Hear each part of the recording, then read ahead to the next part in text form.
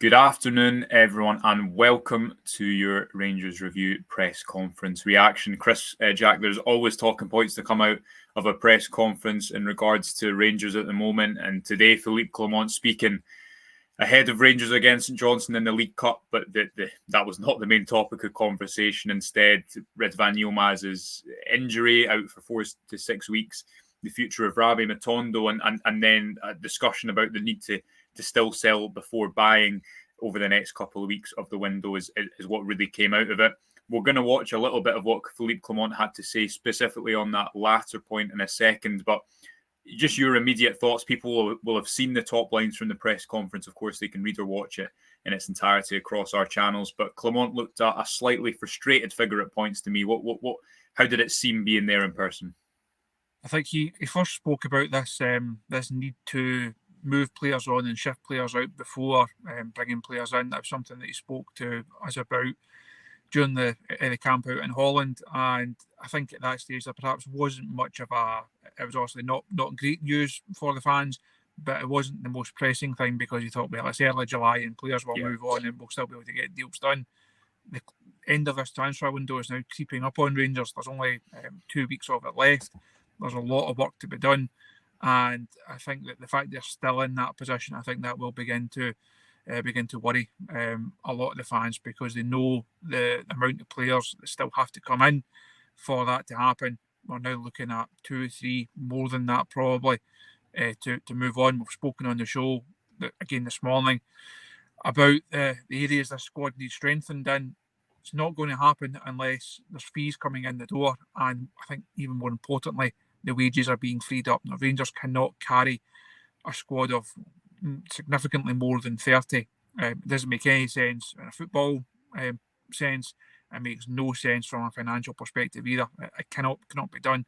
The squad had to be reprofiled over the course of this window. The average age had to be brought down. Different markets had to be explored. The wage bill had to come down and be more reflective as well, because it has crept up and up and up. The success has not followed. So there's a lot of things in play over the course of this summer. But the fact that, as I say, we're now a fortnight out from the window closing, Clement does not have the squad that he wants. He does not have the squad as Tuesday night showed, as Tynecastle showed. Does not have the squad that he needs. And it's fine saying, no, we will be better in October. October's a long time away. It's a lot of football to be played before then, and the Rangers need improvements now rather than after the window close. So I think that will certainly be a point of concern for the fans. Yeah, here is what Philippe Clement had to say when he was asked specifically about the future of Rabbi Matondo and the need to sell before buying over the next couple of weeks as the transfer window, as you say, Chris, creeps ever closer. Away from the club this week, can you tell us anything on that? No, I cannot say anything about it. There are so many rumors about players, and yeah, we had a talk several weeks ago that it's important for the club to sell also players, to get players. So I don't know what's going to happen the next 2 weeks in that way. So we will see. Are you still in a position where players need to leave before you can bring them in? Yes, that's the case, and some of them know it already a really long time, and they're still in the building, so that makes things more difficult. But it is what it is. I cannot put a gun on their head to get them out of the building. That's also not the idea. So, Chris, as you say, pretty frank comments, pretty similar to what Clement had to say to you and some other members of the media out at the club's pre-season training base just over a month ago, when Rangers were able to get Connor Goldson and Sam Lammers off the wage bill a few weeks ago. Václav Černý and Robin Proper, their signings arrived pretty quickly. You look at the likes of Todd Cantwell and Yanis Hadji, who are not involved in the first team at the moment, but also a number of other first team players. Rabbi Matondo, as we discussed on the show this morning, definitely falls into that category. Players who have higher wages than their role in the squad reflects. You know, Matondo's not started on the left wing ahead of Chefty, who's first and foremost a left back, and Scott Wright on 2 occasions, who's first and foremost a backup right winger. In the last couple of weeks, that probably tells you where he is in Clement's plans. But he's been hamstrung to an extent, I guess, largely by what's happened in previous windows, by a wage bill that's been allowed to run out of control. There'll still be criticism naturally, again, as we discussed this morning, about who Rangers signed at the start of the window and where they spent their money at the start of the window with this in mind. But it's not the type of noises supporters will want to hear with only a couple more weeks to go in the window, specifically because of the amount of work that people still believe needs to be done on the squad to make it competitive over the course of the season. No, it's a fairly ominous press conference. I think they're from the manager. I see you mentioned Matondo there. I think Ben Davies falls into that category. Kieran Dowell falls into that category. Tom Lawrence falls into that category. There's many areas of this squad that can be improved on, many areas of the squad that need work, but that's not going to happen unless players somehow are moved on. The Rangers don't want to be in the position of having to offer huge financial incentives to more players to get them out the door. Again, that doesn't make any sense from a bottom line perspective, but they are trying to correct several seasons worth of mistakes in effect. They have brought players in who have not been suited to a style, not been suited to the league, not been suited to the club. They are paid wages that are over and above what these players are actually worth, what they can then bring to the party. There's also the injury situation for a number of them as well. So they are very much on the back foot. They are trying to correct several mounting seasons worth of mistakes and do it in one summer. All of those mistakes are not going to be rectified in one summer, but Clermont is trying to do that against the backdrop of still having to qualify for the Champions League, still having to go and beat Celtic to win the Premiership, still having to win domestic cups. So it's a very difficult situation for them. Offset against that is the likes of like a man coming in. We've spoken about that again. Why go and spend £2 million of your budget on a striker who you know is not ready? That's that balancing act that he's trying to strike. I'm sure he would have expected more players to have moved on by this stage. Ultimately, when you are a player and you're on a good contract and you're maybe happy here, your family's settled here, it has to take something good for you then to want to give that up and move elsewhere. You hope at some point players will say, I'm not going to play. I'm still in the good years of my career. It's no use sitting in the stand and rotting for a season. But ultimately, it's the player's prerogative. It takes all these parties to make a deal happen. Rangers can want to sell, a club can want to buy. If a player then doesn't want to move and take a pen and put his name on a bit of paper, very little that Rangers can actually do. And I think that's the frustration that the manager is working with right now. Yeah, absolutely. And it also, again, just brings to the fore the significance of that defeat against Dynamo Kyiv. And yes, Clermont will rightly say that the Chefty red card swung that game. It was very much in the balance. Given Rangers had the home advantage, they were probably slight favourites going into that second half. But again, as we've kind of discussed in the last few days, Chris, you're going into those games with one fit striker, with one fit player in the number 10 position. Those mistakes aren't exclusive to Clermont and Koppen. I think by any means, it's a number of years that have led Rangers going into that Champions League qualifier not in the best possible state, which then leaves you without the financial benefits that would have been attached to getting into the next round. So plenty of work for them to try and do over the next couple of weeks. Another bit of bad news to come at the press conference was the fact that Ridvan Yilmaz has suffered a relatively, well, I guess not relatively serious in the context of a season, Chris, but still 4 to 6 weeks. How long is that until he's back firing in the first team? It's another example of Ridvan just not being able to play games consistently, and that's something that stretches back right to the start of his Rangers career. He was stretchered off in the second half against Dynamo Kyiv and asked for an update. Clermont said Ridvan will be out. I don't like to say too much of detail on these things. We know he doesn't like to put a time frame on injuries, but it will be around between 4 and 6 weeks. Scott Wright and Leon Balogun are also a doubt for tomorrow's game against St Johnstone. Now, Clermont effectively ruled out Rangers looking for another fullback just now because they would have that fullback, that left back on the payroll for the entire season, unless it was a short-term loan, and you've already got 3 players in that position, Chefty, Ridvan Yilmaz and Robbie Fraser. And as an opportunity probably for Robbie Fraser to play minutes at some point. Chris, Rangers have handed him a 2-year contract.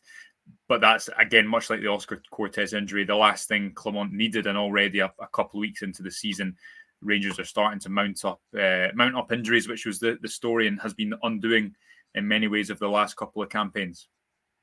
No, it's far from ideal. I think when you saw Ridvan also receiving treatment on the pitch, you thought this could be a bad one.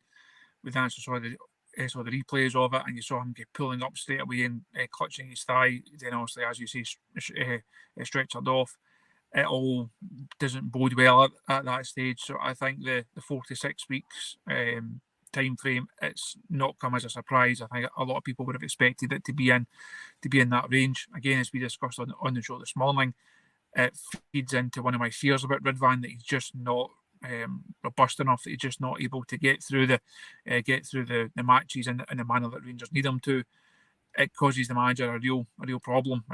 From what we've seen of Jeffrey so far, he's very quick, covers the ground well, very direct, very attacking, puts in a good cross.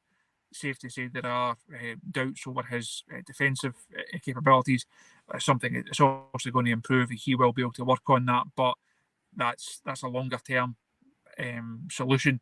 Rangers need short term solutions right now. So you would imagine he gets the nod tomorrow. Give him a game, try and get him back up to even trying to rebuild confidence, maybe not, but just get him feeling a bit better about himself after the events of Tuesday night. Even though it was very harsh, it wasn't his fault. He'll still be feeling that after Tuesday night. So I would assume he would start against St Johnstone.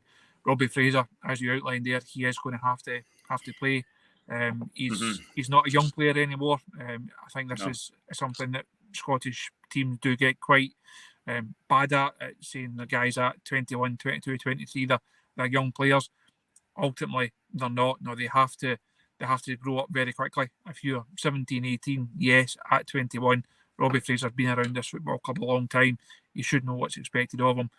We've not seen enough of him, I think, to say he can go on and be the Rangers left back. If he had been released at the end of the season, I don't think it would have been a massive surprise. But the manager clearly sees something, clearly has a bit of faith in him, has given him that contract to go and try and prove himself.